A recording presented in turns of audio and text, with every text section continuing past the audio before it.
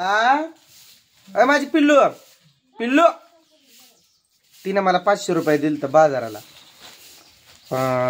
ताईनं तर वैशाली ताईनं कमेंट केलेली, वहिनी तू दादाकडे पैसे देऊ नको, तुला लागतात की दादाची जबाबदारी सगळ्यांना सांभाळायची.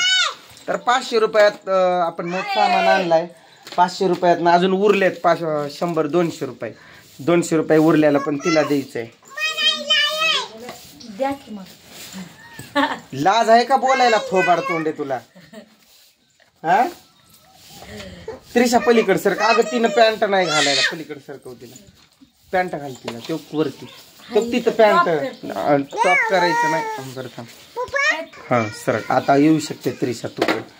तर ती पलीकड टाक. ते कुठं गेलं? ते मांडी खाली. हे किती रुपयाचं आहे? कितीच आहे? 150. नाही हिशोब नाही. हे कितीच आहे? कल्याणचे दादा थांबा, तुम्हाला एक वस्तू दाखवायची मला. 50 आहे का? हे 60 आहे. कल्याणच्या दादांना सगळं ते बघतील ते नाही. तुझी चूक तर तिथं. हे असा समोसा आपला तिथं भेटतो बघा, असाच आहे ना पट्टीचा.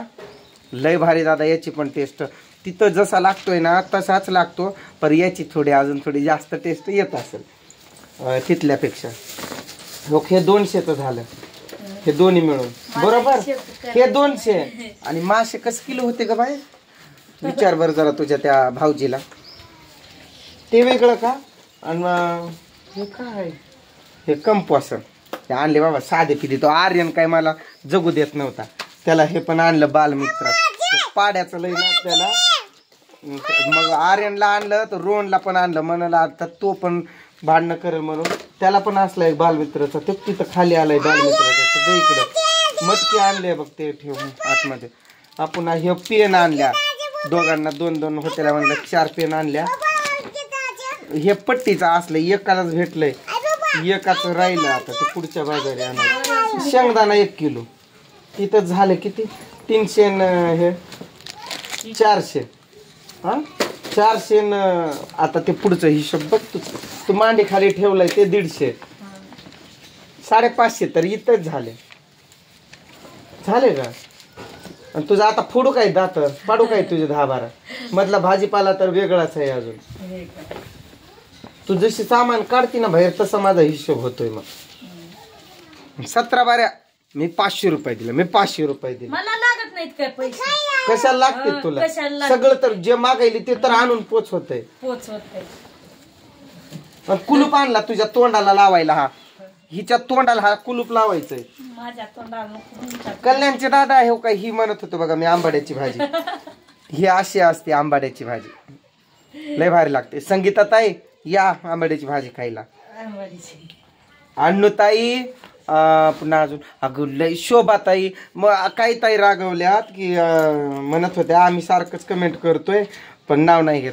माझ्या बहिणींचं नाव माझ्या हृदयात आहे की घेणं गरजेचंच आहे का?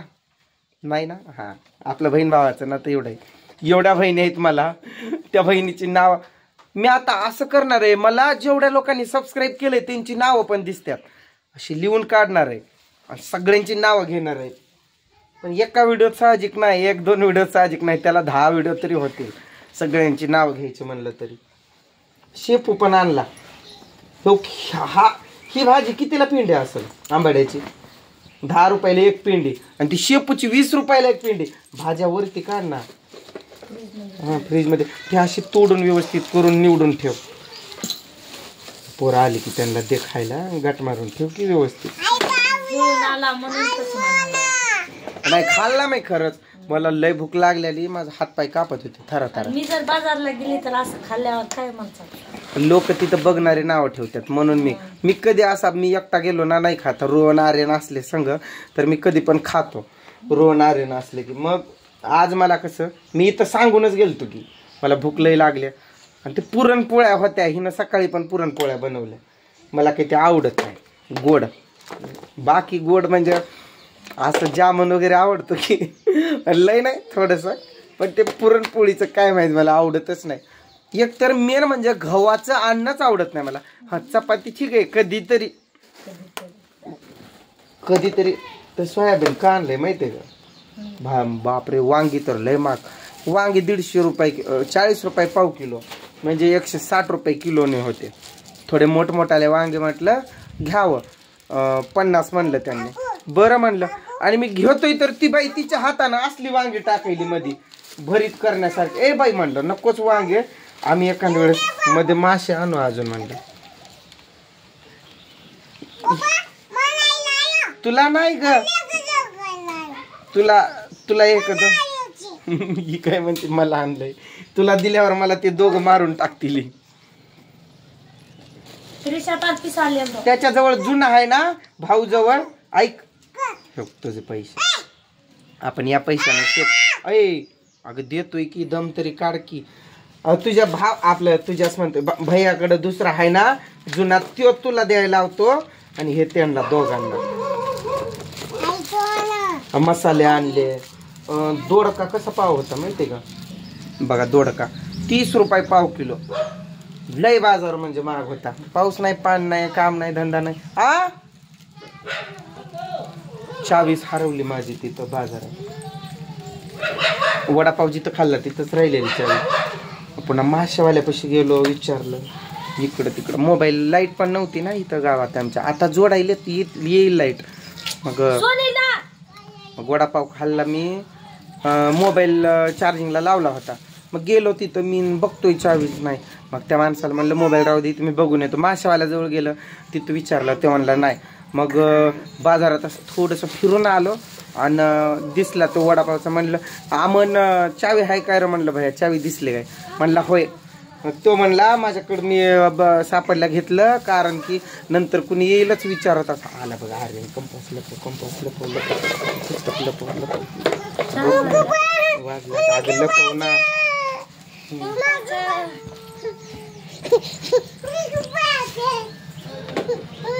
अरे तुझा अवतार कसा झालाय? तुला कटिंग करायचा म्हणत होता ना काल.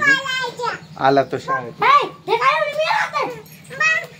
अगं दे की. अरे तू एक घे तिच्या हातात.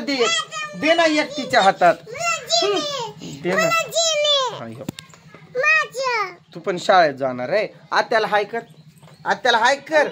ए पोरे आत्याला हाय कर. हायचा मूडच नाही तिचा. तर रोहन साठी आणलाय पेन. त्याला आणल्यात. हे मला आहे काय? त्याला बरं राहू दे, तुला त्याला नंतर आणतो. गिफ्ट कसला एकच भेटला.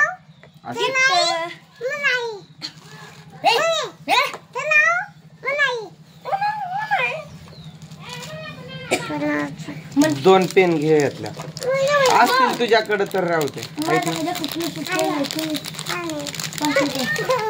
आल्याला हात तरी धुके.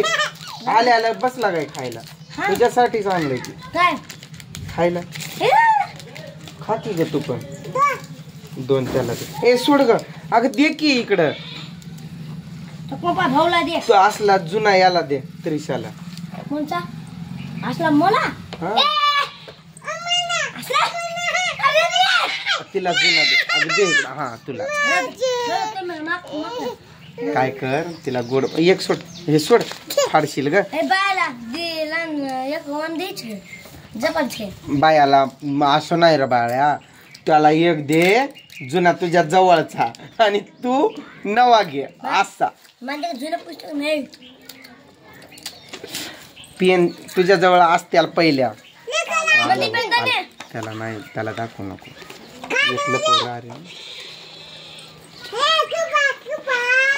त्याला